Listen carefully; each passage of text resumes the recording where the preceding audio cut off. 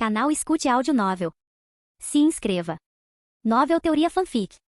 Fanfic Crepúsculo. O novo escolhido entre vampiros e lobisomens. Quem é Adam? Parte 10. Capítulo 81. Aqui está Adam, disse John Hancock, depois de terminar de assinar seu nome em negrito no papel. Sorri para ele enquanto pegava a pena. Vejo que você seguiu com seu plano de escrever seu nome grande o suficiente para que o rei George não precise de óculos para vê-lo do seu trono na Inglaterra. Eu disse para todos ouvirem com um sorriso irônico. A multidão de homens que estava atrás de mim riu das minhas palavras enquanto eu dava um passo à frente em direção à mesa com um importante documento. Fazer parte da fundação do meu país natal foi uma experiência que eu realmente gostei e adorei fazer. No momento, meu trabalho estava longe de terminar e eu estava começando a ficar sem tempo. Sou uma figura conhecida por muitas pessoas há pouco mais de 2 décadas, e estava começando a ficar óbvio que não mudei ao longo desses anos. Passar a maior parte dos meus dias com algumas das pessoas mais inteligentes das colônias também não ajudou muito. De vez em quando alguém dizia exatamente a mesma coisa. Você ainda parece tão jovem quanto no dia em que nos conhecemos. Eles diziam isso de brincadeira, mas era questão de tempo até que realmente fizessem essa pergunta,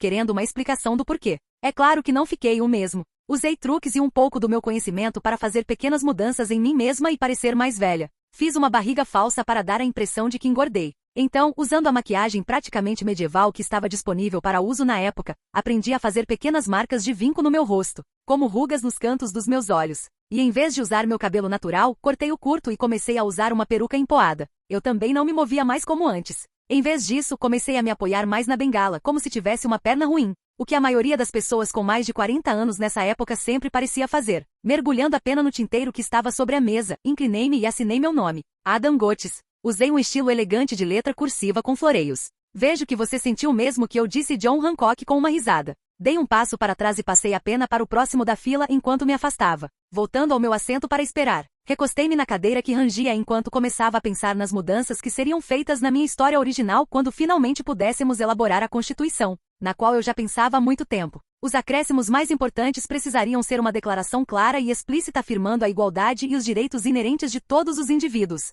independentemente de raça, gênero ou condição social. Isso lançaria as bases para uma sociedade mais inclusiva e equitativa desde o início. Mas infelizmente eu sabia que seria tudo menos fácil de adicionar, principalmente com todos esses homens durões, que eram mais fáceis de convencer de que a escravidão era errada do que de que as mulheres deveriam ter mais direitos do que tinham atualmente. Mas eu sabia que conseguiria acrescentar algumas boas coisas para o futuro. E independentemente de raça, gênero, religião ou status social, eu também adicionaria. Todos esses indivíduos não podem ser impedidos de exercer o direito concedido por Deus de possuir ou adquirir propriedade, educação ou representação legal justa. Isso era para todas as pessoas, de qualquer raça ou gênero. É claro que eu gostaria de ter acrescentado muito mais. Mas o que eu sabia que evitaria muitos problemas nos anos seguintes, e queria acrescentar, era que o resto dos delegados tivesse uma mentalidade radical. Então eu pegaria o que pudesse. Por que essa cara de repente? Perguntou Samuel Adams enquanto se sentava na cadeira ao meu lado. Olhei para cima. Estou apenas percebendo o quanto ainda precisa ser feito, eu disse com um pequeno suspiro. Ele assentiu com a cabeça. Sim, sinto mesmo, disse Samuel com uma risada. Mas esse é o fardo que precisamos carregar para que um dia tenhamos uma nação próspera de indivíduos livres da monarquia tirânica, disse Samuel, aumentando lentamente o fervor. Levantei as mãos para fazê-lo parar antes que ele começasse um de seus discursos. Entendo, Samuel. Não precisa me explicar. De novo eu disse, descontraído. Ele bufou enquanto se virava para observar o último homem escrever seu nome. Mais tarde naquele dia, continuei com minha rotina normal. Terminado o dia, minha carruagem pessoal estava me esperando com o motorista. De lá, passávamos por um grande mercado, onde eu comprava a comida necessária para o jantar. Principalmente porque Carlisle iria se juntar a mim esta noite. Eu havia enviado uma carta a ele pedindo que se juntasse a mim naquela noite, já que não o via há algum tempo e gostaria de colocá-lo em dia. Do mercado me levaram para casa. Ao sair da carruagem, acenei para o motorista enquanto ele partia. Subindo as escadas até a minha porta, congelei quando algo soprou em direção ao meu nariz. Uma luz vinda da porta chegou até mim. Tem alguém aí dentro? Pensei, enquanto colocava minhas compras frescas no chão. E não é Carlisle. Peguei rapidamente a chave da porta, destranquei-a e abri a porta. Lentamente a grande porta de carvalho se abriu silenciosamente em suas dobradiças bem lubrificadas para revelar o hall de entrada da minha grande casa. Avançando lentamente, abri meus sentidos ao máximo. Ao longo dos muitos anos que vivi, aprendi que se eu não bloqueasse alguns dos meus sentidos, às vezes eu enlouqueceria por causa deles. Claro que isso não era exatamente verdade. Mas o foco constante necessário para manter meus sentidos contidos em apenas uma área para impedi-los de captar uma enxurrada de informações vindas de 1 quilômetro em todas as direções às vezes podia ser demais e irritante de lidar. Então, em vez disso, aprendi a desligá-lo. Concentrando meus sentidos, direcionei todos eles para minha casa. Eu conseguia sentir cada som que a casa fazia. da correria de cada rato nas paredes ao zumbido das moscas na cozinha. Estava tudo ali, brilhante como o dia, na minha mente. Mas nada disso fez diferença, pois usei meu nariz para identificar a direção que a pessoa tomou, pois não conseguia ouvir nada dela. Seguindo o cheiro, ele me levou direto para o meu escritório. Parando na entrada da sala, vi um homem bem vestido de 20 e poucos anos, parado em frente à vitrine de vidro que continha a Excalibur. Vampiro, pensei assim que o vi. Não foi difícil descobrir esse fato, pois eu não conseguia ouvir sua respiração nem as batidas de seu coração. Você sabe que é muito rude invadir a casa de alguém, eu disse, enquanto me apoiava no batente da porta. O homem se virou lentamente para olhar para mim e isso me fez parar um pouco. Não por causa dos seus olhos vermelhos sangue, o que eu esperava, mas porque eu conhecia esse homem. Eleazar, pensei, enquanto o rosto do homem trazia à tona velhas lembranças confusas em minha mente. Senhor Adam, disse ele com uma leve reverência à cabeça. Milímetro. Resmunguei enquanto me afastava do batente da porta. Passando por Eleazar sem preocupação, peguei a garrafa de vidro com álcool da minha mesa e me servi um copo. Sem me virar para olhá-lo, levantei a garrafa. Gostaria de beber alguma coisa? Perguntei, sabendo que ele recusaria. Ele pareceu um pouco atordoado ao responder. Não, obrigado, Sr. Adam. Eu ri mentalmente da sua pausa. Se você os derrubá-los, eles perderão toda a confiança todas as vezes. A maioria dos vampiros está acostumada ao medo que sentem dos humanos em um nível inconsciente. Então, ver um comportamento tão indiferente de alguém que ele provavelmente considerava um ser humano comum o surpreendeu. Colocando a garrafa no chão, virei-me para olhá-lo. O que posso fazer por você? Perguntei. Ele pareceu parar novamente, mas apenas por um momento, antes de endireitar as costas e falar. Os Volturi desejam ter uma reunião com você. Tomei outro gole do meu copo de uísque antes de colocá-lo na beirada da mesa. Ah, é mesmo, eu disse, antes de me levantar da mesa e começar a tirar o casaco. E por que isso? Perguntei, jogando meu casaco em uma das cadeiras. Não sei, senhor. Mas eles me deram isto, disse Eleazar, antes de tirar uma carta do casaco. Levantei uma sobrancelha antes de pegá-lo. Rompendo o selo de cera, desdobrei a carta. Adam? Você foi convocado para uma reunião crucial com os Volturi na Itália, relacionada ao futuro. Sua presença é esperada. Chegue pontualmente. Aro. Isso deve ser uma piada, eu disse rindo, enquanto jogava a carta na mesa. Posso lhe garantir que não, disse Eleazar secamente. Olhei para cima e olhei nos olhos de Eliezer. E eles esperam que eu me aproxime como um cachorrinho ao apito deles? Perguntei, tomando outro gole da minha bebida. Ele não disse nada e em vez disso ficou me encarando. Cruzando os braços sobre o peito agora maior, fiz-lhe uma pergunta. Eles te contaram alguma coisa sobre mim? Ou simplesmente te mandaram me procurar? Ele levantou uma sobrancelha. Não cabe a mim questionar o porquê, apenas fazer o que eles dizem. Eu sorri para ele. Vou considerar isso um não, respondi com uma risadinha e balançando a cabeça. Você se pergunta por quê, certo? Eu sou apenas um humano comum. Por que os Volturi iriam querer falar comigo? Mudando meu idioma para espanhol, continuei. Acho que sei por que você está aqui, eu disse com um sorriso. Levantei a mão, tirei a peruca e joguei-a para o lado. O que seu poder lhe disse sobre mim? Perguntei, enquanto começava a desabotoar meu colete e minha túnica. Eleazar franziu a testa. Que você é humana e não tem poderes adormecidos, disse ele, enquanto eu tirava minha túnica para revelar a grande barriga de couro que eu usava por baixo das roupas. Estendendo a mão para trás, desabotoei o fecho de metal que prendia as tiras. Joguei-o na cadeira e sorri para ele, enquanto ele me olhava de cima a baixo. Vejo que eles não aprenderam nada com o nosso último encontro, eu disse, sorrindo. E se fosse qualquer outra pessoa aqui, além de você, eu teria feito todos eles em pedaços assim que os visse, eu disse. Minha voz congelando enquanto o sorriso desaparecia do meu rosto. Devo insistir, senhor, que venha comigo, disse Eleazar, com o rosto tomado pela confusão e preocupação, mas também por um pouco de inquietação. Dei-lhe um sorriso irônico. Coitado do verão. Você nem imagina quanta merda te mandaram fazer, eu disse alegre. Então, antes que ele pudesse compreender o que estava acontecendo, eu estava atrás dele. Agarrei-o pela cabeça e comecei a apertar. O som de estalo encheu a sala enquanto Eleazar caiu de joelhos de dor e deu um grito de choque. Só consegui me espremer por um momento, antes que o som da minha porta da frente explodindo me fizesse parar por um instante e me virar. Ah, Carlisle, você está aqui, eu disse, com um sorriso brilhante, enquanto ele entrava na sala, pronto para uma briga. Capítulo 82. Carlisle ficou parado por um momento enquanto absorvia todas as informações que estavam à sua frente. Era eu em pé atrás de um vampiro ajoelhado, sem camisa, enquanto apertava a cabeça do vampiro até que rachaduras aparecessem em sua cabeça e rosto. Era realmente necessário explodir minha porta? Perguntei, olhando para além de Carlisle para os estilhaços de madeira que cobriam o chão até a entrada da minha casa. Ele olhou para mim confuso. Achei que você estivesse em perigo, disse Carlisle, gesticulando para mim e depois para Eleazar. Eu ri. Em perigo. Ignorando-me, ele deu um passo à frente e olhou para Eleazar. E quem é esse? Ele perguntou enquanto Eleazar soltava um gemido de dor. Ele é um filhote dos Volturi. Veio aqui me convidar para uma reunião a pedido deles, eu disse, apertando novamente, fazendo Eleazar gritar. Então você vai matá-lo só porque ele foi enviado aqui para lhe dar uma mensagem?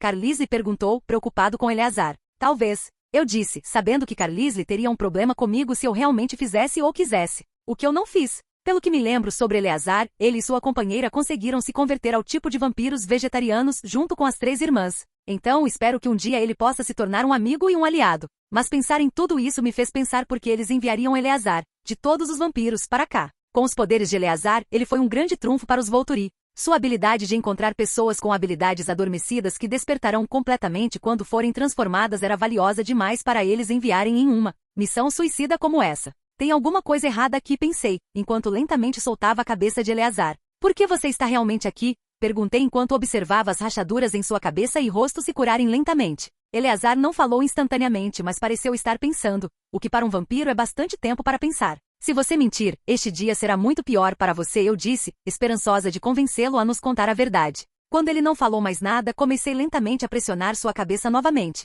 trazendo de volta as rachaduras. Fui enviado pelos Volturi, mas não foi para convidá-lo para uma reunião com eles, disse Eleazar, ofegante. Num instante, eu o soltei e me afastei. Não foi tão difícil dizer isso, foi? Perguntei enquanto contornava até ficar ao lado de Carlisle e na frente de Eleazar. Então por que você está aqui mesmo? Perguntei, esperando que ele tentasse fugir ou não dissesse mais nada, o que me forçaria a causar uma primeira impressão ainda pior do que a que já tinha. Fui realmente enviado aqui para encontrar você, mas fui enviado para ver se conseguia ler seu poder sem ser visto. Não para convidá-lo para uma reunião com os Volturi, disse Eleazar, olhando para mim e Carlisle do chão. Então qual era o propósito da carta, e por que te enviaram para ver se conseguia ler meus poderes? Perguntei. Ele fez outra pausa. A carta era para você distrair os Volturi, me dando tempo para pegar minha companheira e fugir com ela. Virei a cabeça para o lado enquanto ele continuava. E a razão pela qual fui enviado para tentar obter uma leitura dos seus poderes foi porque Aro está cada vez mais paranoico. Ninguém sabia do que, mas suas ações nos últimos anos nos mostraram isso. Ele não permite mais que ninguém de um coven que tenha quebrado as regras sobreviva.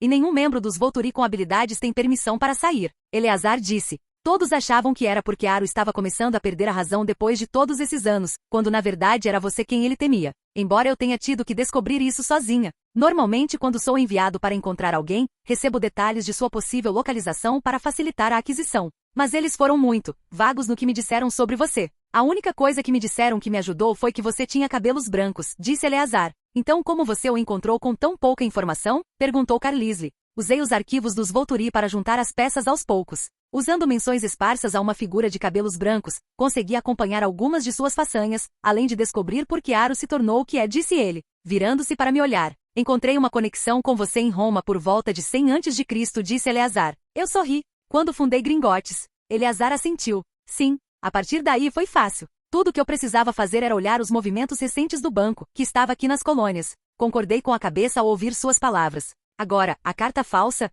Perguntei. Como eu disse antes, os Volturi não deixam mais vampiros com habilidade saírem. Agora não somos mais do que seus escravos. Estamos aqui para cumprir suas ordens. Eleazar disse com uma careta no rosto. E você não podia simplesmente fugir? Perguntou Carlisle. Eu balancei a cabeça. Os Volturi têm vampiros que poderiam rastreá-lo onde quer que ele fosse. E acredito que ele mencionou que há alguém que ele não quer deixar para trás. Eu disse. Eleazar assentiu com a cabeça. Minha amiga Carmen ainda está em Volterra. Assenti enquanto me virava para minha mesa, onde peguei meu copo de uísque e o virei de um só gole. Então seu plano era me levar até os Volturi, onde, com sorte, haveria uma altercação, o que me levaria a lutar contra eles. Dando tempo para você pegar seu companheiro e fugir? Perguntei. Baixando os olhos, Eleazar assentiu lentamente. Eu balancei a cabeça. Isso é um planejamento péssimo, se quer saber, eu disse, colocando meu copo de volta na mesa. Sou um homem desesperado, disse Eleazar. Claramente eu disse, batendo o dedo na mesa algumas vezes. Vou te dizer uma coisa. Eu disse, que tal eu te ajudar? Observei os olhos de Eliezer crescerem um pouco.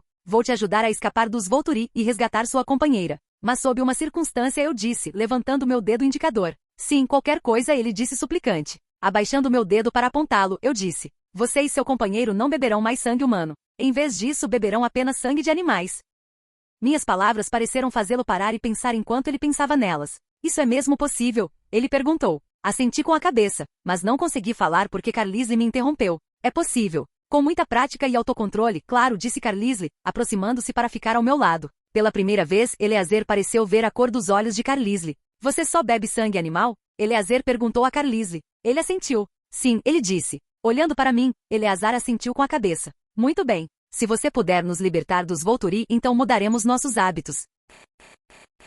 Capítulo 83. Resolver o problema com o Eliezer foi bem simples, na verdade. Imaginei que já que Aro ficou tão paranoico, ele não iria querer deixar o centro de seu poder, onde centenas de vampiros o cercam. Então pedi para Eleazar me dar seu anel de sinete. O anel era grande e feito de ouro puro, com uma grande joia no topo e um V preto sobre ele. Com uma simples carta escrita, coloquei o anel em uma caixa. A carta era simples. Tente de novo, Aro, e eu vou te matar. Adam. Também pedi para Eleazar escrever uma carta para sua companheira Carmen. Tanto as minhas cartas quanto as dele seriam enviadas por um dos meus navios. Mas nenhuma das cartas seria enviada ao mesmo tempo. Em vez disso, a carta para Carmen seria enviada primeiro. Primeiro, nós realmente não queríamos que ela pensasse que seu companheiro realmente morreu, porque ela poderia acabar com a própria vida, o que não foi um resultado muito bom. Em vez disso, sua carta continha detalhes de como ela desapareceria na noite. Claro, isso depois que um bilhete é deixado para trás, dizendo a quem o encontrou que ela sentiu a morte de seu amor e que ela não consegue mais continuar. De lá, ela seguiria para meu banco Gringotes, em Roma, onde seria colocada em um navio quase imediatamente e enviada para cá, para as colônias. Era simplista e fácil. O que eu descobri que normalmente funciona melhor. Muitos planos na história falharam porque tropeçaram e caíram nos detalhes. Minha esperança é que Aro não queira descobrir exatamente para onde Carmen foi, mas, em vez disso, fique preocupado demais com a possibilidade de eu ir atrás dele para enviar vampiros para segui-la. Mesmo que ele tenha feito isso e seguido o cheiro dela até Gringotes, ele não é estúpido o suficiente para fazer qualquer movimento contra o banco por causa de um vampiro. Simplesmente porque os bancos eram meus e ele sabia disso. Claro, isso provavelmente o deixaria ainda mais paranoico, mas não me importei. Demorou 2 meses para que a notícia de que o plano funcionava bem fosse divulgada, com a chegada da companheira de Eliezer, Carmen. Naqueles 2 meses, Carlisle se tornou o principal professor de Eliezer no treinamento de contenção, e para seu crédito, ele se adaptou à situação como um peixe na água. Acredito que foi tão fácil para ele mudar para sangue animal porque ele já tinha decidido em sua mente que estava cansado de matar pessoas inocentes. Enquanto tudo isso acontecia, eu estava atolado em papelada, o que para mim estava ótimo. Porque, diferentemente da história anterior, a América estava realmente se mantendo, mais ou menos, graças ao envio secreto de suprimentos que meus navios traziam para o exército continental. Eles estavam bem abastecidos com roupas, armas, pólvora e alimentos necessários. O problema era que a maioria das pessoas dispostas a lutar eram fazendeiros e pessoas comuns, não soldados. Claro, esses fazendeiros e pessoas comuns poderiam ser treinados. O problema era que os britânicos estavam praticamente fazendo uma blitzkrieg de cavalaria humana em movimento. Ataques rápidos e coordenados que causavam confusão em massa ao mesmo tempo em que dividiam as forças, tornando impossível que as tropas fossem treinadas com um padrão bom o suficiente para lutar contra os britânicos. E com os britânicos agora cercando a cidade de Nova York, parecia que o exército continental ainda precisaria recuar para crescer e treinar suas forças. Eu não sabia o que esperar quando decidi participar do ataque surpresa com Washington sobre o rio Delaware. Ah, espere, vou lhe contar. Era George Washington parado estoicamente na ponta do barco a remo com a bandeira americana tremulando logo atrás dele enquanto o sol nascia no horizonte. Sim, não era nada disso. Na verdade, estava escuro como breu, frio como gelo e úmido. Felizmente eu estava no mesmo barco que George, e tivemos uma longa conversa sobre estratégia enquanto todos os outros remavam. Não participei da batalha, por mais que eu quisesse. Mas atualmente estou interpretando o papel de um congressista rico, não de um soldado. A única razão pela qual estou aqui é porque fui eu quem convenceu George a realmente seguir em frente com esse plano maluco. Enquanto eu caminhava sem me importar com o mundo ao redor, observei os assustados hessianos começarem a lutar rapidamente contra nossas forças avassaladoras. A batalha foi relativamente rápida e no final do dia, tínhamos 900 hessianos como prisioneiros. Lentamente, o tempo pareceu começar a passar novamente, com minha vida assumindo uma rotina própria. Em 1787, finalmente está pronto. Nosso novo país agora tem uma constituição. E cara, essa é bem diferente daquela da minha antiga vida. Para começar, agora há muito mais aqui para evitar grandes problemas no futuro. Concentrei-me principalmente em adicionar salvaguardas contra a corrupção, já que outros congressistas estavam adicionando leis de igualdade de direitos para pessoas de outras etnias, religiões ou gêneros. Minha adição mais importante foi uma cláusula de emolumentos que não poderia ser contestada. Cláusula de emolumentos refere-se a qualquer forma de compensação ou vantagem de entidades estrangeiras ou nacionais.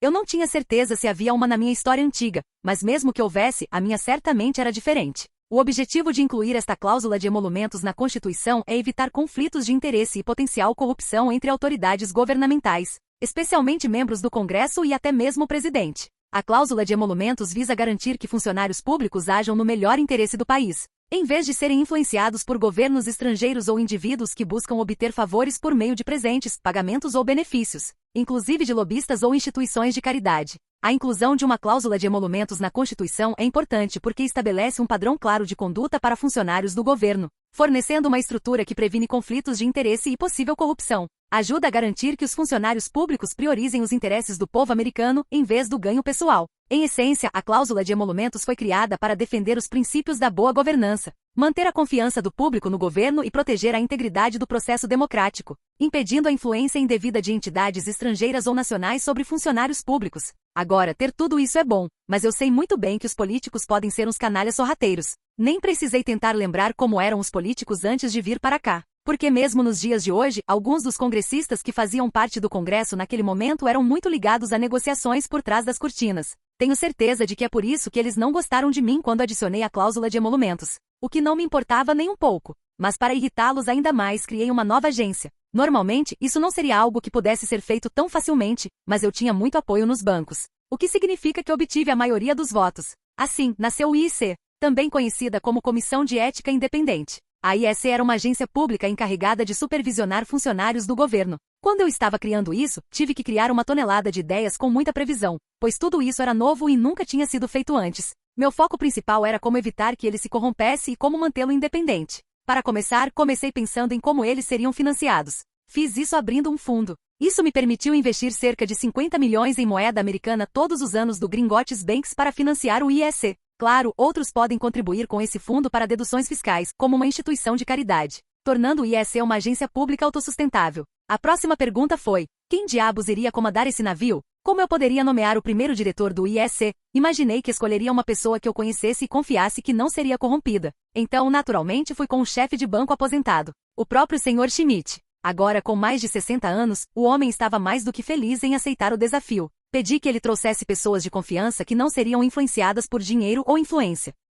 E foi exatamente isso que ele fez. Ele trouxe outros membros do círculo para se tornarem alguns dos outros membros fundadores, que iniciariam o processo de contratação de outros funcionários, o que seria um processo longo e rigoroso por si só. Agora, quanto ao que a IEC estaria fazendo. Seu papel é garantir que os funcionários cumpram os padrões éticos e defendam os princípios de integridade e transparência em suas ações. Fazendo o seguinte: aplicação do Código de Conduta. A Comissão de Ética aplicaria um código de conduta elaborado especificamente para funcionários públicos. Ela investigaria quaisquer supostas violações de padrões éticos por parte desses funcionários, sejam conflitos de interesse, mau uso de recursos públicos ou outros comportamentos antiéticos. A comissão conduziria investigações completas, reuniria evidências e tomaria as medidas cabíveis, como emitir advertências, impor multas ou recomendar medidas disciplinares. Divulgação financeira. A Comissão de Ética exigiria que autoridades governamentais divulgassem seus interesses financeiros ativos e passivos. Essa divulgação ajudaria a identificar potenciais conflitos de interesse e garantiria a transparência em suas negociações.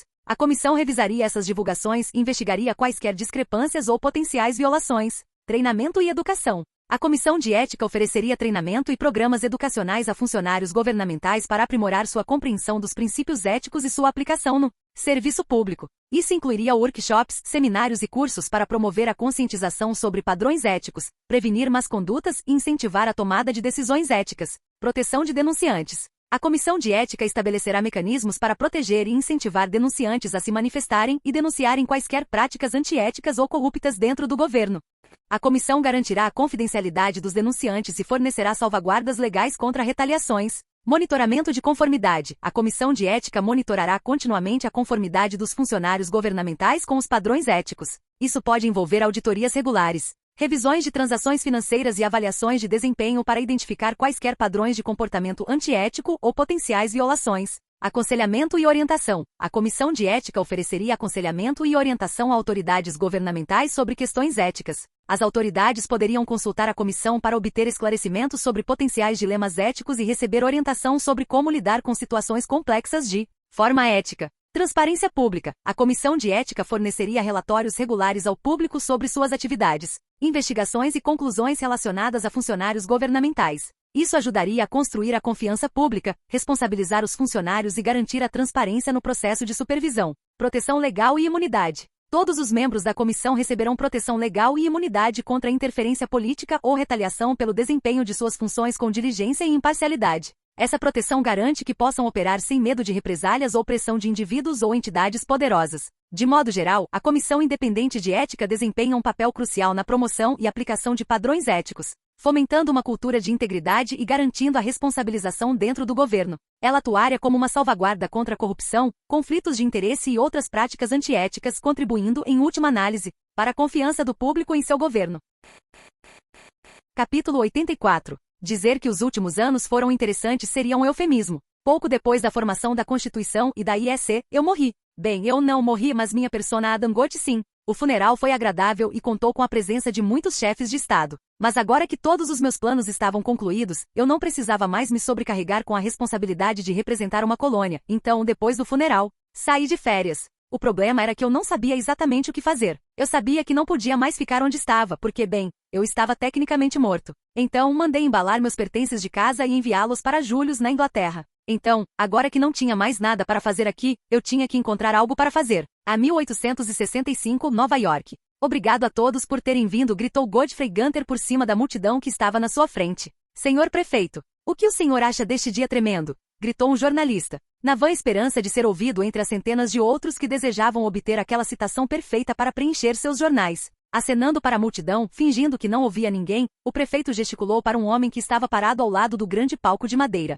Caminhando até o meio do palco, um homem muito bem vestido chamado Montgomery Hoteldild apertou a mão do prefeito. É um prazer estar aqui, disse Montgomery com seu refinado sotaque inglês de elite. O prazer é todo meu, disse Godfrey entusiasmado. Por favor, se puderem dizer algumas palavras, a multidão pediu Godfrey. Claro, disse Montgomery, virando-se para olhar as centenas de pessoas que estavam à sua frente. Boa noite, senhoras e senhores, gritou Montgomery, parando para esperar que o rugido da grande multidão se acalmasse. Depois de mais alguns minutos, a multidão se acalmou, permitindo que Montgomery continuasse. Estou aqui hoje diante de vocês como representante do Gringotts Bank, uma respeitada instituição financeira que desempenhou um papel fundamental no desenvolvimento e progresso desta grande nação. É com grande honra e orgulho que me dirijo a esta distinta assembleia nesta ocasião memorável, a inauguração da Ferrovia Transcontinental, gritou Montgomery, levando a multidão a outro frenesi de aplausos, vaias e gritos. Hoje nos reunimos para celebrar os anos de trabalho árduo, dedicação e liderança visionária. A conclusão da Ferrovia Transcontinental representa um marco significativo na história dos Estados Unidos,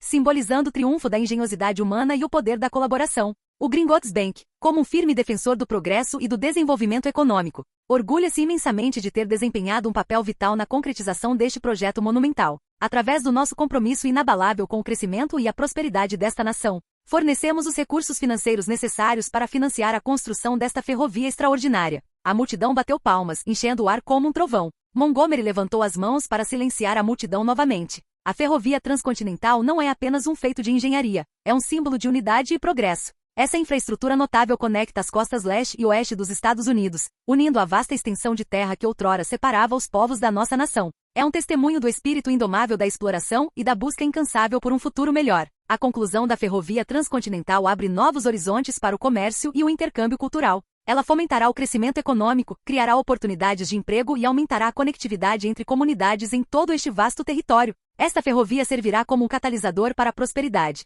beneficiando não apenas a geração atual, mas também as futuras. O Gringotts Bank reconhece o imenso potencial que esta ferrovia possui para o desenvolvimento de indústrias, a expansão de mercados e a facilitação do comércio. Como uma instituição financeira confiável, estamos comprometidos em apoiar as empresas e os indivíduos que prosperarão nesta nova era de conectividade. Nossos serviços financeiros, incluindo empréstimos, investimentos e instalações de armazenamento seguras, estarão disponíveis para impulsionar o crescimento e garantir o sucesso de empreendimentos vinculados a esta infraestrutura transformadora. Isso quase levou a multidão ao delírio. A ideia de ir para o oeste já era grande para muitas pessoas, mas também ter a possibilidade de obter ajuda financeira de Gringotts foi um bônus adicional para elas, que fez com que muitas quisessem voltar direto para casa e começar a fazer as malas enquanto pensavam em qual negócio abrir. Tendo que esperar quase 5 minutos inteiros para que a multidão se acalmasse, Montgomery colocou um largo sorriso no rosto enquanto observava a multidão. Devemos também reservar um momento para reconhecer os esforços extraordinários dos inúmeros indivíduos que dedicaram suas habilidades, trabalho e expertise para dar vida a esta grande visão. Dos engenheiros e operários que trabalharam incansavelmente nos canteiros de obras aos visionários que conceberam este plano audacioso, temos com eles uma dívida de gratidão. Seu compromisso e determinação inabaláveis tornaram este empreendimento histórico uma realidade. Desta vez, gritos e aplausos ecoaram das costas das pessoas reunidas. Eles eram alguns dos trabalhadores da ferrovia. Ao testemunharmos a jornada inaugural da Ferrovia Transcontinental, não apenas celebremos sua conclusão e aqueles que a concretizaram, mas também reconheçamos o profundo impacto que ela terá no futuro da nossa nação. Hoje estamos unidos, superando barreiras geográficas e abrindo novos caminhos rumo ao progresso e à prosperidade. Novamente a multidão vibrou. Levantando as mãos, Montgomery não conseguiu conter a risada enquanto a energia que emanava da multidão era palpável. Em nome do Gringotts Bank, que esta conquista notável sirva como um lembrete das possibilidades ilimitadas que temos pela frente quando ousamos sonhar alto e trabalhar juntos em direção a uma visão compartilhada. Obrigado, e que este dia marque o início de uma nova era de crescimento, união e prosperidade para os Estados Unidos da América. Com essas palavras, sacos de confete vermelho, branco e azul foram jogados para o alto, e a multidão explodiu em aplausos. Virando a cabeça, falei com Julius, Jane e Carlisle. Todos estavam sentados nas cadeiras confortáveis que eu havia colocado em uma área sombreada sob um dossel, onde se sentavam todas as figuras políticas mais ricas e importantes da cidade, incluindo o presidente dos Estados Unidos, Abraham Lincoln. O que você achou do discurso? Perguntei. Foi bom, disse Julius, balançando a cabeça. Não é algo que eu teria escrito, mas ei, eu não sou poeta. Eu balancei a cabeça. Ótimo, eu disse com uma risadinha. Era para agitar a plateia, não para embalá-la para dormir, como a poesia faria. Ele me lançou um olhar impassível. Você sabe que não é engraçada, né? Ele perguntou, inclinando-se para olhar além de Jane, que estava sentada entre nós. Eu tenho meus momentos. Dei uma risadinha, enquanto todos os aristocratas que nos cercavam se levantavam de seus assentos e começavam a fazer suas rondas. Virei-me e observei Montgomery acenar para a multidão enquanto saía do palco. Ele é muito habilidoso, Carlisle observou à minha esquerda. Olhei para ele. Ele não é apenas habilidoso nos discursos, mas também é um prodígio nos negócios, eu disse com um sorriso irônico. Já houve um Hoteldield que nunca foi um prodígio quando se tratava de negócios? Carlisle riu. Não que eu saiba, respondi também rindo. Adam, como foi sua viagem à Rússia? Perguntou Jane do meu lado direito. Você passou o que um pouco mais de 2 décadas lá. Virando a cabeça, sorri para ela. Não poderia ter sido melhor. E foi o que eu fiz. Ela ergueu uma das sobrancelhas. Mas antes que pudesse falar, Júlio se inclinou e falou na sua frente. Tive que morder o lábio para não rir enquanto ela revirava os olhos. Sim, Adam, você nunca mencionou por que queria que um banco fosse construído lá, disse Julius, enquanto se inclinava para a frente na cadeira. Nós nem sabíamos que você estava na Rússia até você enviar aquela carta, acrescentou Julius. A Rússia é um poço de recursos inexplorado. Seria tolice nossa não nos envolvermos lá eventualmente, eu disse. Julius estreitou as pálpebras enquanto olhava para mim. Se tem uma coisa que eu sei, Adam, é que você tende a querer que bancos sejam construídos em lugares por razões que não envolvem dinheiro ou lucros. Qual é o verdadeiro motivo? Perguntou ele. Agora todos estavam me olhando com curiosidade. Soltando um suspiro, tirei minha cartola e joguei meu cabelo para trás antes de colocá-lo de volta. Digamos que eu fui lá para resolver alguns negócios com 2 indivíduos muito estúpidos e decidi que as pessoas de lá poderiam precisar de ajuda, o que ajudaria a evitar que certas coisas acontecessem mais tarde. Eu disse simplesmente. Boa noite, senhores e senhorita, disse uma voz profunda à nossa esquerda. Virando a cabeça, todos nós olhamos para a grande figura do 16º presidente, Abraham Lincoln. Ficamos de pé e o cumprimentamos. Senhor presidente, é um prazer conhecê-lo, disse Julius com um refinado sotaque inglês. Ah, senhor Menezes, é uma honra, disse Abraham, enquanto ele e Julius apertavam as mãos. Diferentemente de outras vezes na minha história, houve uma notável falta de estresse em sua vida, porque diferentemente de antes, não houve nenhuma guerra civil que pesasse muito em sua presidência. Em vez disso, ele estava no comando de uma guerra muito menor, que estava chegando ao fim após inúmeras vitórias dos Estados Unidos. E esta deve ser sua esposa, disse Abraham, enquanto delicadamente pegava a mão de Jane e a apertava rapidamente. Sim, está aí minha esposa, Jane. É um prazer, disse Abraham. Devo agradecer novamente pelas suas fundições e pelo aço que eles enviaram para cá para a criação da ferrovia transcontinental, disse Abraham. De jeito nenhum, senhor presidente, disse Julius com um sorriso largo. Adam, posso falar com você? Disse Carlisle ao meu lado, desviando minha atenção da conversa que Julius estava tendo com um dos presidentes mais importantes que os Estados Unidos já tiveram. Virei-me para olhá-lo e vi um pouco de preocupação em seus olhos. Claro, eu disse enquanto seguia. A essa altura, o sol estava começando a se pôr no horizonte. Somado a isso, com uma leve cobertura de nuvens, conseguimos sair debaixo da copa das árvores. Afastando-se de qualquer grupo de pessoas, Carlisle começou a falar. Tenho uma pergunta, Adam. O que é isso? Perguntei. Quero começar meu próprio coven, Carlisle disse apressadamente. Fiquei pensando nisso por um momento. Seu próprio coven?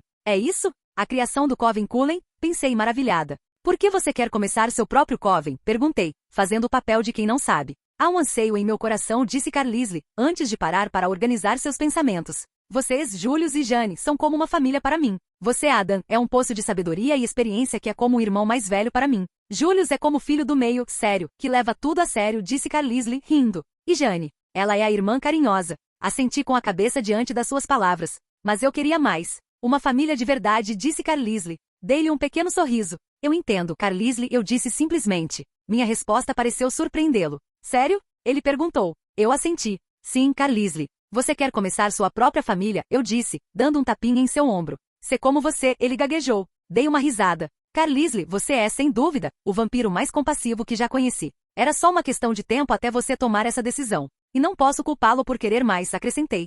Você, Jane e Julius podemos ser tão próximos quanto irmãos, mas não somos exatamente um coven. Eu costumo desaparecer por décadas a fio. Julius está apaixonado demais por administrar gringotes para se interessar em fazer parte de um coven de verdade. E Jane está simplesmente contente onde está com Julius. Então entendo por que você quer mais, eu disse com um sorriso. Não pensei que você seria tão receptivo a isso, disse Carlisle. Eu levantei uma sobrancelha para ele. Carlisle, quando foi que eu te impedi de fazer algo que você queria fazer? Eu disse, dando-lhe um empurrãozinho de brincadeira. Capítulo 85. Nova York. É 1933. Anos no mundo. 5.930. Graças a Deus, pensei enquanto descia da prancha e pisava no concreto duro. Espero que tenha feito uma boa viagem, senhor, disse um marinheiro bem vestido com um forte sotaque alemão. Ele ficou na base da prancha dando boas-vindas aos passageiros do SS Bremen. Sim, obrigada, respondi com um sorriso, enquanto arrumava a mala na mão, antes de continuar pelo consultório até uma das muitas ruas movimentadas de Nova York. Olhando ao redor, fiquei surpreso com o quanto mudou em tão pouco tempo. Por volta do ano de 1900, decidi fazer uma viagem. Primeiro, fiz uma parada na Alemanha para lidar com uma certa pessoa. Eu não os matei como a maioria das pessoas no meu antigo mundo faria. Em vez disso, garanti que ele nunca mais andaria. Talvez agora ele possa realmente se tornar um bom pintor em vez de uma pessoa louca. Ainda terei pessoas cuidando dele, só por precaução. De lá, segui para a Austrália e depois passei por muitas ilhas de lá, como as Filipinas. De lá, segui para o Havaí. O que foi uma ideia maravilhosa. Já fazia muito tempo que eu não tirava um tempo para mim. Alguns dias, eu simplesmente sentava numa praia linda com um cocô na mão, sem o guarda-sol. Também tive a oportunidade de conhecer Rainha Liliuokalani, a rainha do Havaí, que me deixou totalmente impressionado. Antes de realmente vir para as ilhas, eu não sabia que o Havaí era uma monarquia. Mas, assim como o tempo, era hora de seguir em frente. Acabei fazendo uma viagem do Havaí até a Califórnia, onde embarquei no SS Bremen, que me trouxe para Nova York. Levantando a mão, acenei para um táxi xadrez amarelo brilhante, que era um terraplano Hudson. O táxi saiu rapidamente e foi para o acostamento. Dando um rápido aceno de cabeça ao motorista, abri a porta traseira e deslizei minha mala pelo banco antes de entrar. Para onde, senhor? Perguntou o motorista. Quinta Avenida, por favor. Claro, disse o homem. De onde você é? Perguntei ao homem em italiano enquanto o observava, usando o espelho retrovisor para fazer isso. Virando a cabeça, o homem olhou para mim por cima do ombro por um momento e me deu um largo sorriso. Sou da Sicília. E você?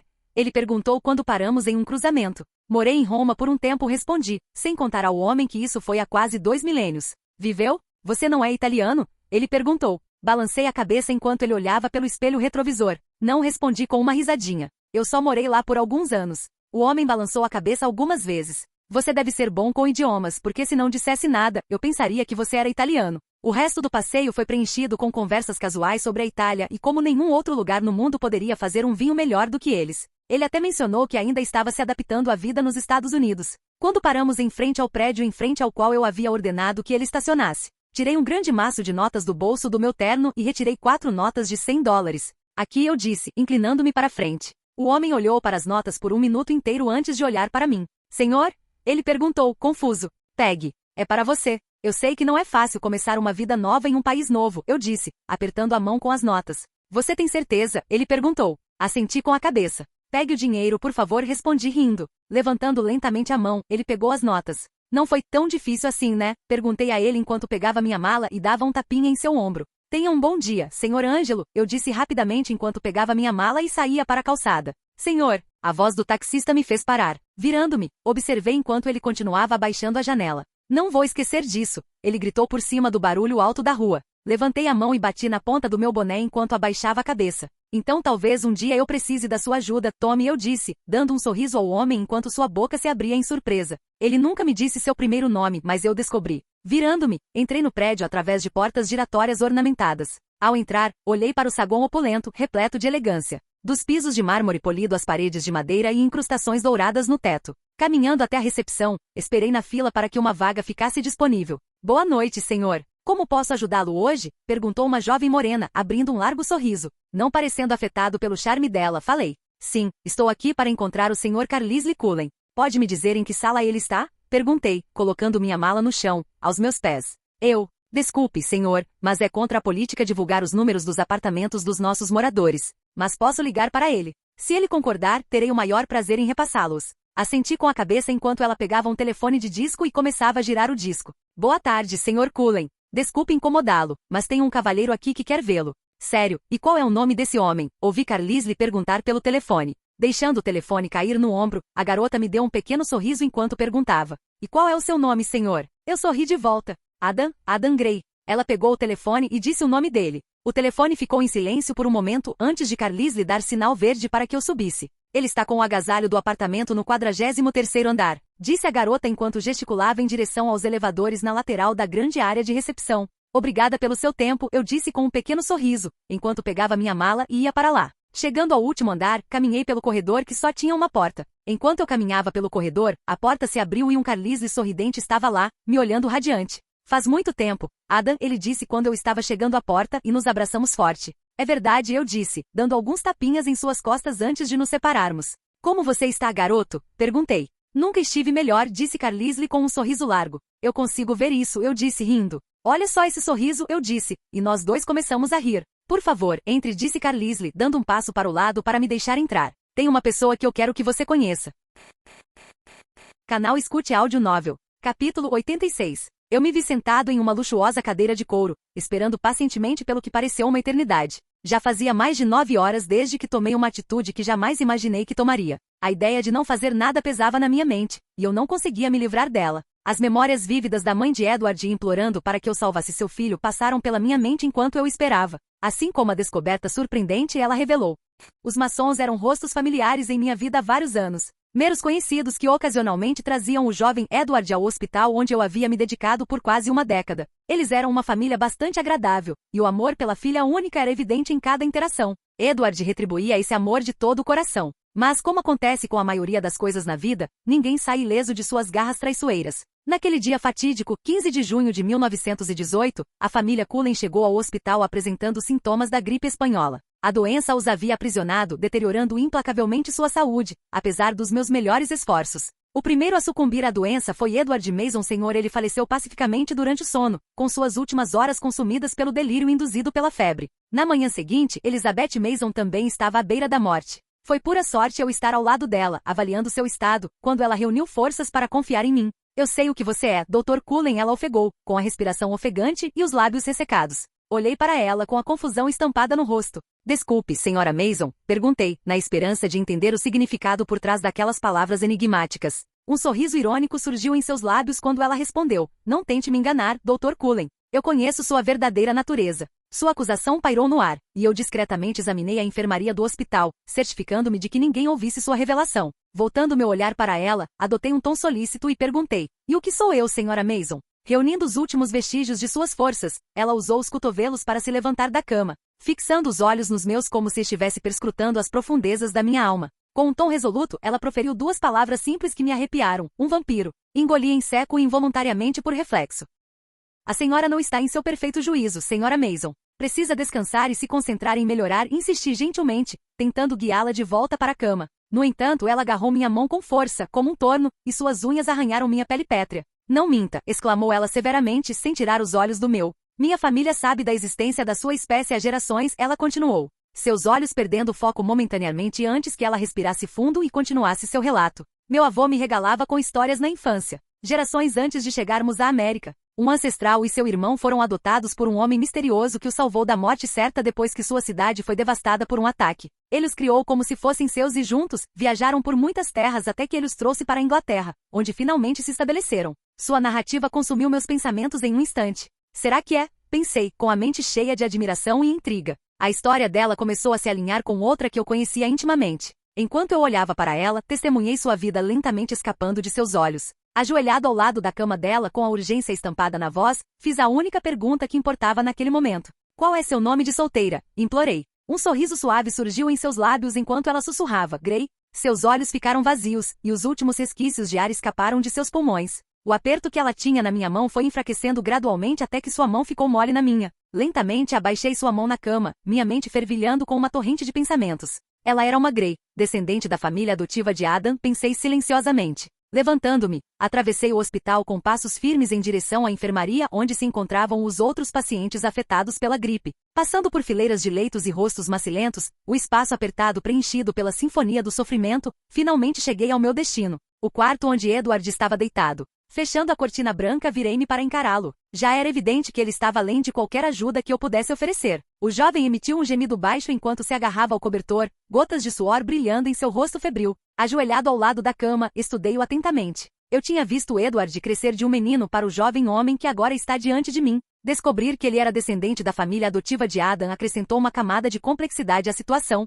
Incerteza e dúvida atormentavam minha mente. Qual seria a atitude correta? Eu poderia simplesmente ficar parada e deixá-lo sucumbir à doença? Pesquei, tentando afastar as lembranças, enquanto via os olhos de Edward se abrirem. Ele ficou completamente imóvel, com o olhar fixo no teto da minha casa. Então, lentamente seus olhos se moveram para encontrar os meus, e fiquei impressionado ao ver suas íris vermelho-sangue e o pânico inconfundível gravado em seu rosto. Lentamente levantei minhas mãos. É bom ver você acordado, Edward, eu disse calmamente. Dr. Cullen, perguntou Edward confuso. O que está acontecendo? Fiquei um momento pensando no que iria dizer. Ah! Edward gritou enquanto colocava as mãos nos ouvidos. Sentei-me para frente em pânico. Edward, você está ao... Tentei dizer, mas fui interrompida pelas palavras de pânico de Edward. As vozes. Edward conseguiu dizer entre dentes. As vozes, pensei confusa. Estávamos na minha casa, no bairro Gold Coast, em Chicago. Os edifícios estavam dispostos lado a lado em fileiras. Mas usando a minha própria audição, não consegui ouvir nada através das grossas paredes de tijolos, exceto murmúrios suaves dos meus vizinhos. E foi por isso que escolhi este lugar. Era silencioso. Ugh! Edward gritou novamente. Edward, você precisa me contar o que está acontecendo para que eu possa te ajudar, eu disse, me levantando. As vozes das pessoas, elas estão na minha cabeça. Capítulo 87. Ao entrar no hall de entrada bem decorado, dei um sorriso para Carlisle. Quem imaginaria que você seria do tipo que gosta das coisas mais chiques da vida? Eu disse brincando, enquanto ele sorria de volta para mim. O que posso dizer? Para sempre é muito tempo, então por que não viver com um pouco de conforto? E não fui eu que escolhi o lugar, acrescentou Carlisle com uma risadinha. Ah, e quem escolheu o lugar então? Perguntei enquanto saíamos do corredor e entrávamos em uma grande sala de estar aberta, ricamente decorada, com móveis finos e de aparência cara. O que me chamou a atenção foi uma mulher de aparência jovem, parada no meio da sala de estar, usando um lindo vestido preto com cinto. Adam, gostaria que você conhecesse minha amiga. Eis-me, disse Carlisle, parecendo incerto. Sorri enquanto colocava minha mala no chão. Carlisle, eu disse com um sorriso largo. Olhando para ela, não pude deixar de sorrir interiormente também. Parece que as coisas ainda estão se encaixando do jeito que deveriam, pensei. Dando alguns passos à frente, estendi minha mão. É muito bom finalmente conhecê-lo, Adam, disse Esme, apertando minha mão suavemente. Carlisle me falou muito sobre você, acrescentou. E você, Esme? Eu disse, apertando a mão dela. Espero que o Carlisle não esteja contando histórias fantásticas sobre mim, eu disse rindo. Deixe-me mostrar seu quarto, Adam, disse Carlisle, gesticulando para que eu o seguisse por um corredor que levava à sala de estar, com um sorriso e uma risadinha. Peguei minha mala e o segui enquanto Esme e ele caminhavam pelo corredor. Caminhando pelo corredor, observei as interessantes obras de arte penduradas nas paredes. Ei, essa é uma das minhas peças, eu disse, surpresa. É isso mesmo, disse Carlisle. A obra de arte mostrava a cidade de Roma, que pintei por volta de 1100 d.C. A arte ainda estava em ótimo estado e ainda continha a maioria das cores vibrantes que eu gostava de adicionar à maioria das minhas obras. Bem ao lado da pintura que estava pendurada na parede havia uma porta entreaberta. Olhando pela pequena fresta pude ver prateleiras de livros. Este é seu escritório, Carlisle? Perguntei enquanto me virava para olhá-lo. Carlisle e Esme congelaram por um breve milissegundo antes de sorrirem para mim. Não, esse quarto é do Edward. Carlisle disse com um pequeno sorriso sem graça. Edward? Perguntei, parecendo confusa, mesmo sabendo muito bem quem ele era. Eles olharam um para o outro rapidamente antes de olharem para mim. Adam, tem uma coisa que preciso te contar, disse Carlisle, agora parecendo preocupado. Levantei uma das sobrancelhas para eles, curiosa sobre o que poderia fazer Carlisle agir de forma tão preocupada. Por favor, querida, vamos acomodá-lo. Antes de começarmos, disse Esme, virando-se para lançar um olhar severo a Carlisle. Sim, boa ideia. Carlisle disse, batendo palmas para dispersar a leve tensão que pairava no ar. Meu quarto era bom, com uma cama de solteiro e um armário de parede para meus pertences. Coloquei minha mala delicadamente sobre a cama, desabotoei meu caro casaco preto e o pendurei no armário antes de voltar para a sala de estar. Mas quando cheguei lá, não consegui evitar parar e abrir a porta do quarto de Edwards. Olhando para dentro, vi que um lado do quarto estava cheio de livros, ocupando estantes do chão ao teto. O outro lado continha apenas uma cama de solteiro e uma poltrona que parecia muito usada. Fechei a porta e terminei de caminhar pelo corredor. Ao entrar na sala de estar, vi Carlisle parado perto da janela enquanto Esme entrava no quarto segurando uma xícara de chá e um pires. Se soubéssemos que você viria, eu teria comprado algo melhor que isso, disse Esme com um sorriso enquanto me entregava a xícara. Isso foi deixado pelos antigos donos, ela acrescentou. Está tudo bem, eu disse, levantando a xícara para cheirar. Camomila. É uma das minhas preferidas, eu disse, tomando um gole. Caminhando até uma das cadeiras de couro na sala, sentei-me. Então, o que você queria me dizer? Perguntei, colocando a xícara e o pires em uma mesa lateral, querendo chegar ao cerne das preocupações aparentes de Carlisle. Carlisle se afastou da janela e olhou para mim. É sobre Edward, Carlisle disse, indo direto ao ponto. Eu levantei uma sobrancelha. E ele? Perguntei, sem querer que ele perdesse tempo. Ele é membro do meu coven. O primeiro, disse ele, afastando-se da janela para sentar-se ao lado de Esme num sofá elegante. Fui eu quem o transformou, continuou ele depois de se sentar. Eu balancei a cabeça. E você achou que eu ficaria bravo com isso? Perguntei, curioso. Não sobre isso, disse Carlisle enquanto brincava com um anel de ouro no dedo. E depois? Perguntei com uma risada. O sobrenome de Edward ao nascer era Mason, mas o nome de solteira de sua mãe era Grey. Isso sim é inesperado, pensei, enquanto uma mistura de emoções confusas me percorria. Consegui rastrear a linhagem familiar dela até a Inglaterra e até a sua família, disse Carlisle, ainda parecendo hesitante. Não disse nada por alguns instantes enquanto pensava em tudo isso. Quais são as probabilidades? Não pude deixar de pensar, tomando outro gole de chá. Ele sabe sobre mim? Perguntei. Não, pelo menos ainda não. Ele não teve muita facilidade para se adaptar a essa vida, disse Esme. Esme começou, mas parecia incapaz de terminar a frase. Ele tem o mesmo problema que eu tive quando me transformei pela primeira vez, Carlisle completou por ela. Edward acredita que ser um vampiro é ruim, porque significa ter que viver para sempre enquanto luta constantemente contra seu instinto de beber sangue humano. Ele se vê como um monstro e teme o dano potencial que pode causar àqueles ao seu redor. Além disso, ter que esconder sua verdadeira natureza do mundo humano o faz se sentir isolado e desconectado dos outros, disse Carlisle. E você tentou conversar com ele sobre isso? Perguntei. Claro que sim, mas é como se minhas palavras nunca se fixassem. Ele diz que entende, mas nunca parece conseguir sair da depressão. Balancei a cabeça lentamente. E onde ele está agora? Perguntei. Esme e Carlisle se entreolharam. Nos últimos meses, ele está morando sozinho, disse Carlisle. Por que é que? Ele começou a beber sangue humano, então achou que seria melhor ficar sozinho por enquanto, disse Carlisle. Ele persegue os bandidos, os assassinos, os estupradores e a escória que enchem esta cidade, disse Carlisle, balançando a cabeça. Acho que é uma maneira de ele se sentir menos como o monstro que ele pensa que é. Capítulo 88. Há uma semana depois. Ao entrar no cinema, vi que o filme já estava em andamento. Tirei o chapéu e sentei-me no fundo do grande teatro. O filme era A Noiva de Frankenstein. O filme estava no ar havia apenas uma semana e parecia ser um sucesso. Eu não saberia dizer porque, surpreendentemente, eu não gostava mais muito de filmes como talvez tivesse gostado antes. Meu palpite é que fiquei mais de 5.000 anos sem ele. Olhando ao redor, procurei aquele que eu tinha vindo procurar. Como um falcão, levei apenas alguns segundos para concluir minha pergunta. Sentado no corredor principal, vi a figura alta e magra de Edward Cullen. Ele parecia cativado pelo filme, mas eu sabia que ele tinha mais em mente do que apenas o filme. Eu segui do seu apartamento no Brooklyn até Manhattan, onde estamos atualmente. Esticando as costas, tentei me acomodar nas cadeiras pequenas, lamentando ter comprado pipoca no caminho. O filme durou cerca de 30 minutos, até que uma mulher se levantou de sua cadeira, provavelmente a caminho do banheiro. Enquanto ela passava, um homem alto e magro também apareceu seguindo-a. Eu sorri enquanto observava Edward. Durante todo o caminho, Edward observou o homem se mover, lendo claramente seus pensamentos, sabendo qual era seu plano sinistro. Quando o homem saiu do teatro, Edward foi atrás dele. Com calma, levantei-me do meu assento e ajeitei meu novo terno e sobretudo. Depois de tirar a poeira do chapéu, coloquei-o. Os tempos estão começando a ficar interessantes. Pensei comigo mesmo enquanto seguia Edward. Caminhando pelos corredores ornamentados do teatro de luxo, pude ouvir Edward batendo no homem. Um leve suspiro escapou dos pulmões do homem enquanto Edward bebia dele. Virando uma esquina na parede, vi Edward se separando do pescoço do homem. Tentando andar o mais suavemente possível, consegui ficar cerca de 1,5 metros atrás de Edward, antes que ele conseguisse sentir minha presença. Com a velocidade de um vampiro, ele se virou em pânico e me viu ali. Seus olhos estavam arregalados enquanto ele olhava fixamente para os meus olhos azuis. Mas enquanto ele olhava, seus olhos só ficavam mais e mais arregalados. É bom finalmente conhecer seu garoto, eu disse alegremente enquanto lhe dava um sorriso largo. Edward não disse nada, mas em vez disso, assumiu um olhar concentrado. Eu pararia de tentar ler minha mente antes que você se machucasse, eu disse com uma risada. Não vai funcionar. Levantei a mão, peguei meu lenço do bolso interno do casaco e o estendi. Aqui, você tem algo no rosto, eu disse, gesticulando para o meu lábio com a mão livre. Edward olhou para o lenço por um momento, antes de tirá-lo lentamente da minha mão. Limpando o sangue da boca, ele o devolveu. Eu balancei a cabeça. Fique com ele. Tenho outros, eu disse, sorrindo, enquanto batia no peito, onde na verdade havia outros 2. Confuso, Edward enfiou o lenço no bolso do sobretudo. Durante tudo isso, Edward não tirou os olhos dos meus. Você não vai conseguir ler minha mente. Só dá um tempo, hein? Eu disse, desviando o olhar dele e focando no cadáver. O que você normalmente faz agora? Perguntei. Deixe-os onde eles caírem ou perguntei, olhando para Edward, que ainda parecia um pouco confuso.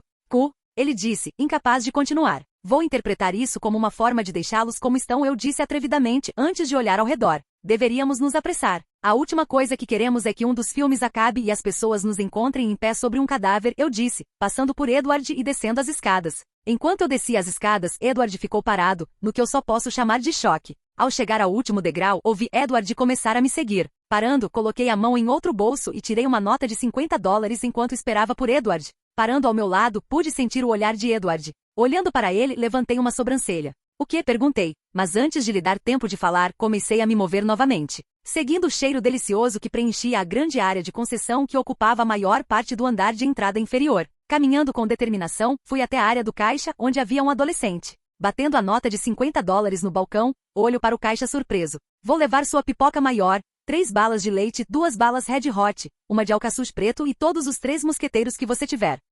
E todos os Kit Kats, eu disse, apontando cada item enquanto dizia o nome. Para crédito das crianças, ele conseguiu pegar o que eu queria na ordem e sem ficar para trás. Enquanto ele registrava tudo na grande caixa registradora de metal, estalei meus dedos. Quase esqueci. E acrescente 2 Coca-Colas também, eu disse. Peguei todas as minhas coisas do balcão e as enfiei em todos os bolsos. E aqui está o seu troco, senhor. $40,52. Olhei para a mão do adolescente que segurava o troco enquanto pegava as 2 garrafas de refrigerante do balcão. É todo seu, Marlin, eu disse, olhando para seu crachá dourado. Dando um sorriso ao adolescente, caminhei em direção à porta da frente, Edward ainda me seguindo. Abri as tampas das 2 garrafas e entreguei uma para Edward. Aqui, pegue isso, eu disse. Ele olhou para baixo, confuso, mas mesmo assim pegou. Tomando um gole da bebida doce, soltei um som de satisfação.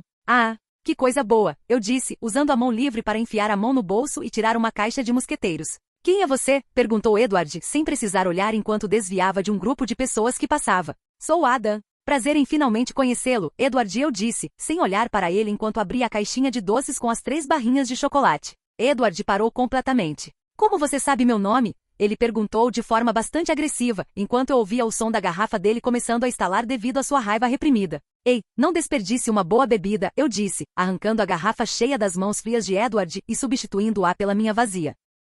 E para responder à sua pergunta, eu sei seu nome porque Carlisle me contou, eu disse, continuando minha caminhada para o leste, em direção às docas de Manhattan. Você conhece Carlisle? Perguntou Edward. Mais tempo do que você, eu disse, com um ar de brincadeira, enquanto tomava um gole do refrigerante novo. Como é? Perguntou Edward, interrogativo. Olhei para ele. Sobre o que? Perguntei. O que você acabou de dizer? Ele disse, enquanto caminhávamos em direção ao outro lado da estrada. Que conheço o Carlisle há mais tempo que você? Perguntei, me fazendo de boba. Sim. Edward disse, ficando irritado. O que tem? Perguntei, entrando em um beco escuro. Quando entramos, ouvi a raiva de Edward finalmente vir à tona, fazendo-o esmagar a garrafa de vidro com suas mãos. Chega, Edward disse, agarrando-me pelo ombro com um aperto que teria quebrado todos os ossos de um ser humano normal. Quem é você realmente? Ele retrucou. Fiquei de costas para ele e virei meu refrigerante de uma vez. Quando terminei, joguei-o para o lado e o joguei contra a parede do beco. Você sabe qual é o problema de beber sangue humano? Perguntei a Edward. Ele não disse nada. Isso turva sua mente e seu julgamento.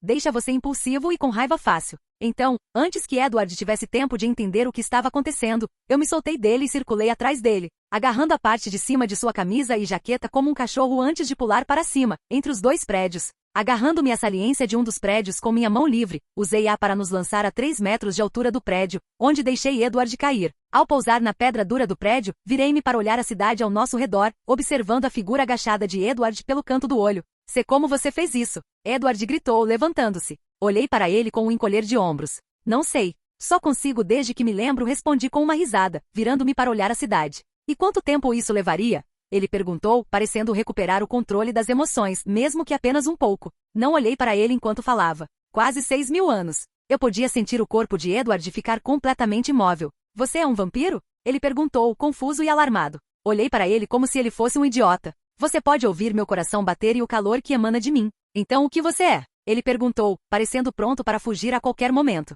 Dei de ombros novamente. Depende de quem você perguntar, eu disse com uma risada. Para alguns, sou o ancestral de todos os humanos. O grande progenitor. Enquanto para outros como eu mesmo, sou apenas um infeliz que caiu de cabeça neste mundo com imortalidade e habilidades que não consigo entender. Edward deve ser igualzinho ao seu eu nos filmes, porque ele conectou os pontos muito mais rápido do que qualquer outra pessoa que eu já conheci. Adam, ancestral de todos os humanos. Ele disse para si mesmo, como se eu não estivesse ali. Então eu vi, no momento em que ele entendeu quem eu era. Virei-me para encará-lo enquanto ele lentamente dava um passo para trás. Não, Edward disse, seus olhos brilhando com um mar de emoções. Confusão, raiva, surpresa, desgosto, tristeza e então algo que me surpreendeu. Ter esperança. Você não pode estar, disse Edward, sentindo-se tomado pela vulnerabilidade. Virei a cabeça ligeiramente para o lado. Isso te assusta? Perguntei, parecendo pegá-lo desprevenido com a pergunta. Sorri ao ver a menor contração em sua sobrancelha direita. Eu pensei isso, eu disse. Pare com isso, ele gritou. Você não pode ser, ele repetiu com a voz trêmula, mas havia um resquício de algo mais forte. Desafio. Aproximei-me com o olhar firme. Por que isso é tão difícil de acreditar? Você viu coisas mais impossíveis em sua curta vida do que a maioria dos humanos consegue imaginar. Edward rosnou, seus lábios se repuxando para revelar seus dentes. Não me trate com condescendência. Você é só mais um monstro com uma história fantástica. Nada mais. Uma risada escapou dos meus lábios, não por diversão, mas por uma compreensão profunda. Você não está errado. Mas você, Edward, deveria saber melhor do que ninguém que nem todos os monstros são criados iguais. Não, ele retrucou, dando um passo para trás. Não fale comigo como se me conhecesse. Você não sabe nada sobre mim ou sobre o que eu passei. Inclinei a cabeça e minha expressão suavizou-se apenas um pouco. Eu sei mais do que você pensa. Carlisle falou sobre você. Ele se importa profundamente com você. Carlisle não entende. Edward cuspiu, as palavras carregadas de amargura. Ele acredita em contos de fadas. Acha que podemos viver sem sangue, sem nos rendermos ao que somos. Mas não somos mais humanos. Somos predadores. E a Esme? Respondi com a voz firme, mas gentil. Ela também acredita em contos de fadas? Ou ela só acredita em você? Edward estremeceu ao ouvir minhas palavras, uma sombra passando por seu rosto. Ela é gentil demais para o seu próprio bem. Assenti lentamente. Ela é. E ela merece mais do que ver você assim, perdido e sozinho. Seus olhos brilhavam de raiva. Não estou perdido. Sei exatamente o que estou fazendo. Você sabe? Perguntei, com a pergunta pairando no ar entre nós. Você realmente sabe ou está apenas fugindo da culpa, da vergonha do que você se tornou e fez? Os punhos de Edward se cerraram, o som dos nós dos dedos estalando ecoou na noite. Você acha que pode simplesmente chegar aqui e me consertar? Que pode consertar tudo com algumas palavras bonitas? Eu me mantive firme, sem tirar os olhos dos dele. Não, Edward. Acho que não consigo te consertar. Mas não estou aqui para te consertar. Estou aqui para te lembrar de quem você poderia ser, do que você deixou para trás. Uma risada amarga escapou de sua garganta. E o que é isso? Uma vida de fingimento? De mentir para nós mesmos, dizendo que podemos ser algo que não somos. Dei um passo à frente e minha voz quase se tornou um sussurro. Não, Edward. Uma vida de esperança. Uma vida onde você não precisa ficar sozinho. Uma vida onde você ainda pode encontrar redenção. Ele balançou a cabeça, o desafio em seus olhos vacilou. Redenção? Para monstros como nós. Você está mesmo delirando. Talvez, admiti. Mas já vi o suficiente na minha vida para saber que a redenção não tem a ver com o que somos ou fizemos. Tem a ver com o que escolhemos ser e fazer seguindo em frente na vida. Edward desviou o olhar, seus ombros caindo apenas um pouco. E se eu não puder escolher? E se isso for tudo o que eu deveria ser? Suspirei, sentindo o peso de milênios pressionando meus ombros. Essa é uma decisão que só você pode tomar, Edward. Mas fugir dela não vai facilitar as coisas. Ele olhou para mim com os olhos assombrados. E se eu não quiser voltar? E se eu não conseguir encará-los? Então você continuará correndo, eu disse simplesmente e nunca encontrará paz. Capítulo 89. Olha, Edward, eu disse enquanto uma rajada de vento agitava nossos casacos, trazendo consigo os sons e cheiros da cidade. Você pode interpretar minhas palavras como quiser, mas se quiser continuar falando e descobrir por que estou aqui tentando te ajudar, sabe onde Carlisle, Esme e eu estaremos, eu disse, desaparecendo diante dos olhos de Edward e voltando para o beco. Reajustando o chapéu na cabeça e depois o casaco, saí do beco e voltei para a multidão de frequentadores noturnos que diminuía lentamente. Enquanto eu caminhava, tive que desviar de casais em encontros e bêbados que tropeçavam. Cuidado, amigo, gritou um táxi xadrez quando um bêbado entrou cambaleando na rua. Bloqueando todo o som, pensei na conversa que acabei de ter com Edward. Meu plano original era deixá-lo voltar naturalmente por conta própria, mas descobrir que ele fazia parte da minha família adotiva. Eu simplesmente não conseguia. No começo, não foi um grande problema para mim, mas quando liguei para Julius e pedi que ele verificasse, descobri um detalhe bastante surpreendente. O sobrenome Gray estava quase desaparecido, e aparentemente já faz algum tempo, o que foi um descuido da minha parte, mas também inevitável. Doenças, acidentes e casamentos dividiram muito a família. Naquela época havia apenas um velho cavalheiro chamado Beltran Gray, que ainda o carregava e que era parente de Gerard ou Oliver. E pelo que ouvi de Julius, o homem nunca teve filhos por causa de um acidente que sofreu quando era mais jovem e agora tem 80 anos e está exausto. Isso não quer dizer que não houvesse mais membros vivos da família, apenas parentes muito distantes com sobrenomes diferentes. Enquanto caminhava, avistei um restaurante de tijolos aconchegante, espremido entre duas lojas de roupas maiores. Imaginando que eu gostaria de comer alguma coisa, entrei. O ambiente lá dentro era acolhedor, cheio de conversas, risadas leves e nuvens de fumaça. Ao ver uma mesa vazia, sentei-me. Tirei o chapéu e o coloquei no canto da mesa enquanto esperava que uma das garçonetes me notasse. Enquanto fazia isso, procurei em um dos bolsos da minha jaqueta e tirei uma piteira prateada gravada e um isqueiro chique. Não comecei a fumar pela nicotina, mas para me adaptar melhor ao ambiente, como agora. Eu mesmo não conseguia sentir aquele efeito da nicotina ou qualquer outro efeito que os fumantes sentem ao fumar, e também não sentia nenhuma das desvantagens. Então não foi um grande problema para mim. Batendo o cigarro algumas vezes na piteira de prata, coloquei-o entre os lábios e comecei a acender a ponta quando uma mulher se aproximou da minha mesa. "Boa noite, senhor. O que você quer?" ela perguntou. Naquele momento, tudo que eu conseguia ver era a parte inferior dela enquanto acendia a ponta do cigarro. Olhando para cima, vi uma jovem bonita, talvez com pouco mais de 20 anos. Ela usava um vestido azul marinho escuro na altura do joelho com uma blusa combinando. Era um design simples, mas ela parecia fazê-lo parecer elegante. Ela tinha cabelos pretos presos em uma longa trança que descia pelas costas e grandes olhos azuis claros. "Qual é o problema aqui?" perguntei, gaguejando antes de dar uma tragada no cigarro, envergonhada. "Bife e batatas", ela disse, dando-me um sorriso tímido. "Então vou levar isso", eu disse, sorrindo educadamente de volta, ou tentei, mas acho que parecia um palhaço. "Claro", ela disse com uma risada. "E o que você gostaria de beber?" Pensei nisso por um momento. A água estava fora de questão, não sei você, mas cano enferrujado não era meu sabor favorito, então optei pela opção segura. "O que você tiver na torneira estará bom." Dando-me outro sorriso e uma pequena piscadela, a jovem se virou e voltou para a sala lotada. "Fale sobre uma vista." Olhando ao redor, vi um jornal esquecido na mesa ao lado da minha. Peguei-o, relaxei e comecei a ler enquanto esperava minha comida chegar, assim como uma tentativa de tirar a garçonete da minha cabeça. O que posso dizer? Faz tempo que não passo a noite com uma mulher. As notícias eram secas e não tinham nada que realmente chamasse minha atenção, o que era bom. Quando minha comida chegou, eu já tinha lido metade das histórias em quadrinhos que enchiam as últimas páginas do jornal. Largando o jornal, observei a jovem mulher colocar o prato fumegante na minha frente. "Aqui está, senhor", ela disse antes de ir embora, sem nem me olhar mais. A vista era incrível, mas o cheiro da minha comida também. Para um lugar como esse, a comida era muito boa. Só quando estava na metade da minha comida é que percebi que também tinha uma grande caneca de cerveja escura ao lado do meu prato. Bebi metade antes de continuar com minha comida. Soltei um arroto, recostei-me na cadeira e tirei do bolso um pacote de leite sem sabor para a sobremesa. "Você sabe que vendemos doces, não é?" disse a voz familiar da minha garçonete, me acordando da minha alegria pós-refeição. Olhei para ela. "Mas vocês vendem balas de leite?" perguntei, levantando a caixa e sacudindo-a. Ela colocou a mão no quadril e olhou para mim. E meu Deus, como ela era bonita! Alguns fios de cabelo dela estavam soltos da trança e pendiam sobre a testa, dando a ela uma aparência desgrenhada e charmosa. "Não, não temos isso." Então ela me deu um sorriso. "Temos algo ainda melhor." Sentei-me mais para a frente na cadeira com uma expressão confusa no rosto. "Desculpe, senhorita, mas não consigo imaginar nada melhor do que um milkshake", eu disse, balançando a cabeça e colocando o outro na boca. A verdade é que, na minha opinião, Milk Duds eram doces de nível médio. Acontece que foram a primeira coisa que tirei do bolso. Eu só queria tentar iniciar uma conversa. Ela me deu um sorriso deslumbrante. "Acho que posso mudar sua opinião sobre isso", ela disse, virando-se e voltando para a área do bar, parecendo dar um pouco mais de equilíbrio aos seus passos. Um momento depois, ela voltou com o que parecia ser um pedaço de torta. "Ah não, minha criptonita", pensei enquanto ela colocava o prato na minha frente. Vapor subia do prato. "Porra", pensei, me segurando para não lamber os lábios. Olhei para ela. "Você estava certo." "Sobre o quê?" ela perguntou com um sorriso maroto. "Você tinha algo que poderia mudar minha opinião."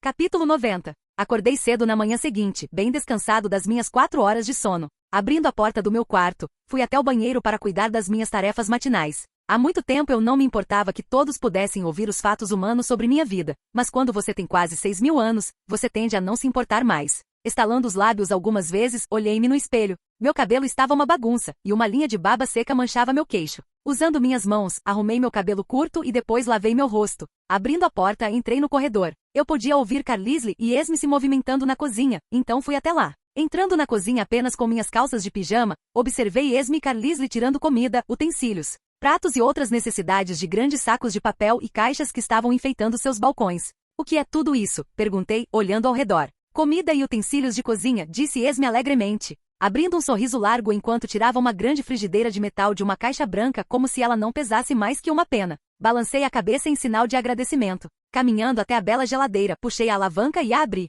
"Legal", eu disse, pegando uma grande garrafa de leite da geladeira. Girando a tampa, tomei um grande gole. "Adam, querido, nós colocamos copos naquele armário ali", disse Esme, apontando para uma parte da cozinha que só tinha bancada e armários alinhados à parede. Seu tom era gentil, mas também continha um leve tom de repreensão que seria de se esperar de uma mãe. Olhei para o armário e depois para a garrafa. Certo, eu disse, dando-lhe um sorriso enquanto me virava para pegar um copo. É o mínimo que posso fazer, pensei rindo. Não preciso fazer jus ao meu apelido de bárbaro.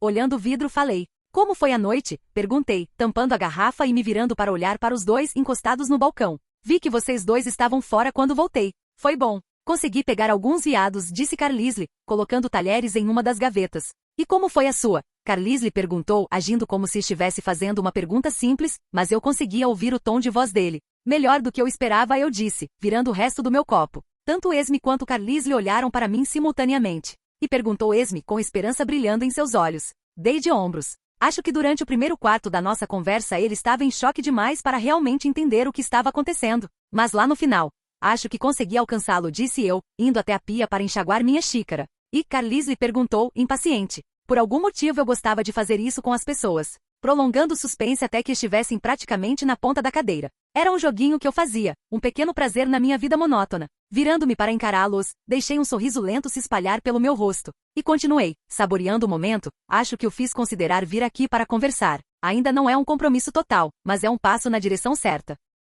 O rosto de Esme se iluminou de alívio e entusiasmo. A expressão de Carlisle se suavizou, e ele se aproximou de mim, colocando a mão no meu ombro. É mais do que poderíamos esperar, disse ele, com a voz cheia de gratidão. Sua capacidade de se conectar com as pessoas, mesmo depois de todos esses anos, nunca deixa de me surpreender. Dei de ombros novamente, tentando minimizar o ocorrido, mas o calor nas reações deles fez meu coração se encher um pouco. Bom, alguém tem que falar por aqui, brinquei, piscando para Esme. Além disso, vocês dois não conseguiriam. Vocês são muito refinados. Esme riu, um som leve e musical que conseguiu melhorar o clima. Você quer dizer que somos muito tensos? Ela provocou, cutucando Carlisle de brincadeira. Carlisle riu baixinho e balançou a cabeça. Talvez. Mas é por isso que é bom ter você aqui, não é? Para manter as coisas interessantes. Sorri, terminando de beber o copo e colocando no escorredor. Bem, acho que tem um talento especial para agitar as coisas. Me mantém jovem, sabia? Esme revirou os olhos, brincando. Como se ser tão velha quanto Carlisle me disse não bastasse para te manter jovem. Touché, admiti, recostando-me e cruzando os braços com uma risada.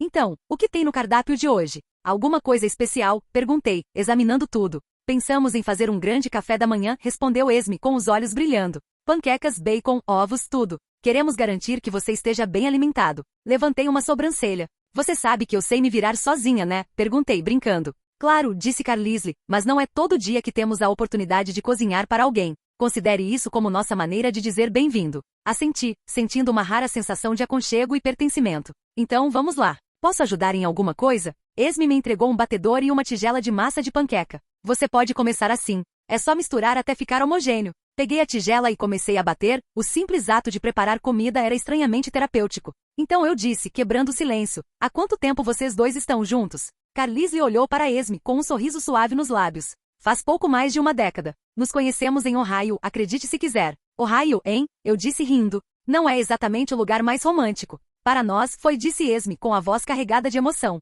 Nos encontramos quando mais precisávamos. Às vezes, é só isso que precisamos. Assenti, apreciando o sentimento. Que bom que você fez isso. Vocês parecem um bom par. Obrigado, disse Carlisle com um tom sincero. E estamos felizes por ter você aqui, Adam. Foi revigorante para dizer o mínimo. Eu sorri. Refrescante, né? É só uma maneira de dizer. Enquanto continuávamos a preparar o café da manhã juntos, a cozinha se encheu com os sons reconfortantes do bacon chiando em panelas novas e do tilintar de utensílios. Era uma cena simples e doméstica, mas para mim, parecia um tesouro raro. Finalmente, tudo estava pronto e nos sentamos à mesa, com a comida à nossa frente parecendo saída de um sonho. Eu me deliciei com entusiasmo, saboreando cada pedaço. Esme e Carlisle observavam, divertidos, seus pratos intocados e vazios. Sabem, eu disse entre garfadas, vocês dois deveriam experimentar isso um dia. É incrível, eu disse brincando. Esme riu. Acreditamos em você, disse ela, entrando na brincadeira. Dei um sorriso irônico. Fiquem à vontade. Mas para mim. À medida que a refeição avançava, entramos num ritmo tranquilo de conversa, compartilhando histórias e risadas. Foi um momento de paz e conexão, uma breve pausa na marcha interminável do tempo. E pela primeira vez em muito tempo me senti verdadeiramente à vontade. Pelo menos naquele momento e nos 30 segundos seguintes. Toque, toque, toque, ouvimos vindo da porta da frente. Todas as nossas cabeças se viraram na direção da porta, que ficava do outro lado do apartamento, antes de olharmos uns para os outros. Fim do vídeo. Para acesso antecipado à continuação dos vídeos, ou para incentivar o canal, vire membro. Muito obrigado.